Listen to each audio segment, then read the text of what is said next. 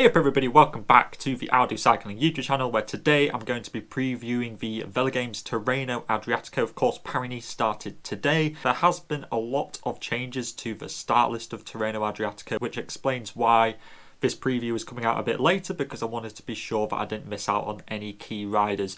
Obviously, Roglic is one of those key riders who came out into the start list, so let's talk about who are the most expensive riders. Wout is the most expensive, and that makes a lot of sense, because he could compete in a lot of stages. If he competes in the sprints, then he is absolutely going to be worthwhile. If he doesn't compete in the sprints, he's probably not. So it kind of depends as to what you think Wout is going to be doing in this race.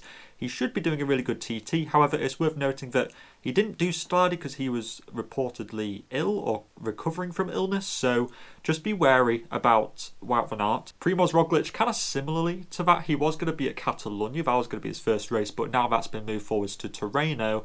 And I'm not too sure what to make of this. Some people are saying that it's because he's obviously in good form that he's been brought forwards, but I don't know, it feels like a change to his schedule, which makes me a bit apprehensive. I'm not sure if that's a part of the plan, but I think that Roglic, in theory, he comes here without any pressure, according to the team, to be looking for results or anything, so not too sure what to expect from him, but he is so good in stage races that I think that he is still quite a good pick. And you have a lot of other GC riders, guys like Mas, Lander, Vlasov, etc. and Adam Yates. All these guys kind of bundle into the category of they will score well, but whether they'll be kind of the most efficient riders for you to be putting on, are there better combinations? Then yeah, there probably will be, but I think that, like, you know, Mas should probably be coming in the top 5. I think Yates could be coming in the top 5 as well.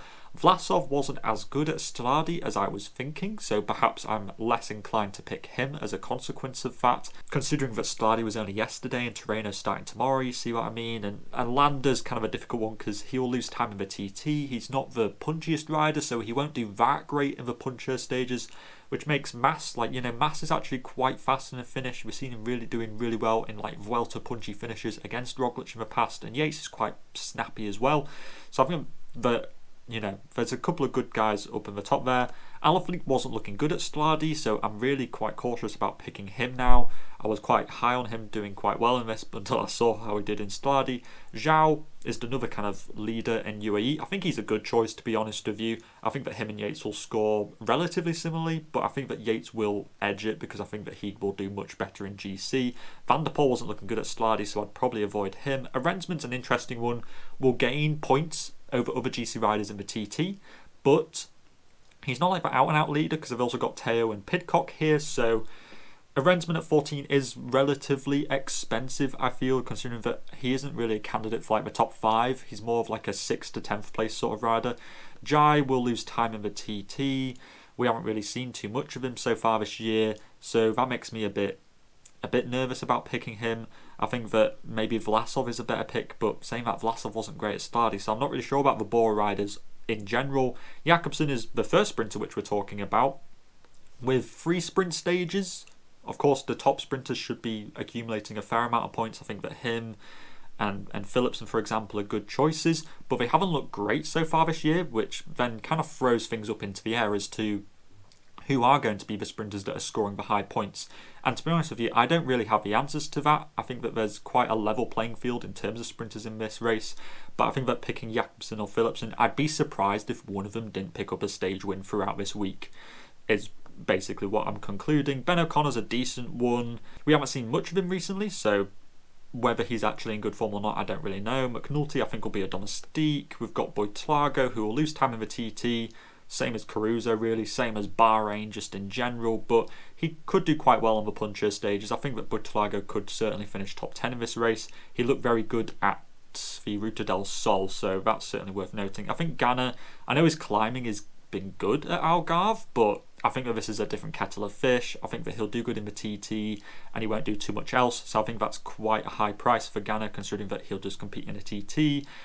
Gaviria is an okay sprinter, but not the best. Teo could be a nice surprise, but he was good in Valenciana, but then he wasn't good at the Ruta del Sol, so I'm not quite sure what to make of Teo. I think that he could be good, could not be good. I think that Binny is probably my strongest recommendation for somebody you have to put on your team. He'll compete in the sprints and the punchy stages as well, so that's like 5 stages of 7. So I think that Binny is probably the rider which is, he's like going to be what Wout van Aert's doing, but just on a slightly lesser level. Groeneweggen's a really fast sprinter for 12. I think that arguably he's a safer choice than going with Philipsen or Jakobsen, in all honesty. Kelderman could actually end up being the leader of Jumbo-Visma because this was like on his schedule for quite a long time. Pidcock's just won Stadi, so I think that he's a good choice. Could he do GC as well? Possibly. Pinot, don't pick Pinot. Sagan been looking bad. Arambaru, I think, won't do that great, in all honesty. Bauhaus, not a bad choice in Bauhaus. Sprinter for 10 points. Cavendish at 10 again, pretty good. Certainly a good alternative if you didn't want to splash out 14 on Jakobsen and Philipsen. Ciccone did good in Valenciana, so could certainly do good here, but will hemorrhage time in the TT. Madouas at 10, I really like. He was looking so strong at Stadi. He only abandoned Algarve on the last stage because apparently he was ill, but I swear he had a mechanical on stage 4, which basically ruled him out of GC anyway, so I feel like it was more that which caused him to DNF. And, outside of the TT, where I think he'll do just okay, I think that Madouas could certainly finish top 10. I think he's a better choice than Pinot, that's for damn sure. Mayus at 10, another strong sprinter to be going with. Walter at 10, tempting, very tempting. But you have to consider that there's Wout, Primoz, Kelderman, and then if you're throwing Walter in there, then it's like, who the hell is the leader? Somebody's going to be a domestique. Walter's more than likely going to fall into that role sooner than a Roglic, for example, if you see what I mean. Bajoli, if Alaphilippe isn't firing, could possibly be a good one. Tiege Benot's been on good form, but should really just be a domestique here. Probably. Chimolai and Cossoni, flip a coin. Either of them's a sprinter for this. Don't know who's the lead out. Don't know who's not. Dainese is an interesting one. DSM say they're sprinting for Meyerhofer, who we'll talk about later on. And then outside of them, Kemna. If Vlasov and Hindley aren't looking back great, Kemna could certainly finish pretty high up in GC. I think Sheffield will do a really good TT, probably top 5, pick up some GC points, so a fairly safe 8-pointer there. Simmons was okay at Stadi, but not that great. I think Jake Stewart will be the sprinter for Groupama. He seems to be the fastest one, so a kind of 8-point sprinter, pretty decent puncher, so whether he'll last stages 4 and 6, possibly not. Han van Ucker's the GC option for DSM. Zongler's a pretty good one. I reckon he'll be up there on stage 4 probably, and maybe stage 6, and maybe he'll be the sprinter. I don't know. Cofidis just have a lot of fast men pretty much. Then going into the 6s, Amaral will do a decent TT. Nikias Arndt's not a bad sprinter if Bauhaus gets spat out the back or isn't on form for whatever reason. Kolnagi's probably the fastest guy that Bardiani have. Laurens de Plus did a good job at Stadi. He was top 20 in that race, so could finish top 20 in GC here.